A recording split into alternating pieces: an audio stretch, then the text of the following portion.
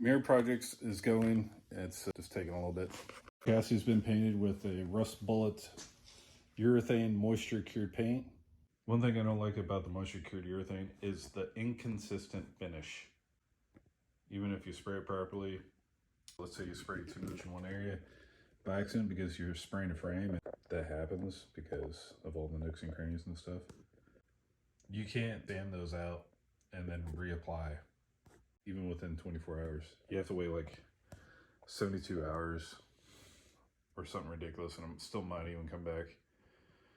And so the only way to get rid of it is to sand it down and hit it with a 2K urethane. The moisture cure urethanes finish, they're all trash. It reminds me of Port 15. And there's a lot of companies that have the moisture cure paint, Port 15, KBS, Eastwood, Sherwin-Williams design. So a lot of the paints that you see like this, it's called like chassis paint or rust conversion, make it look nice. And then the exhaust over here. So this is baked at 500 degrees. This exhaust actually I had to cut in half to fit in my oven. For the tips, let's go over here too. The exhaust tips are pretty roachy, so I've cut the end off. Well done 90-degree elbow, which were like $35 from O'Reilly's for aluminized steel, which is crazy. And then put on some new expanded ends and powder coat in black. It'll come out amazing. Just have to do some cut and welding on them.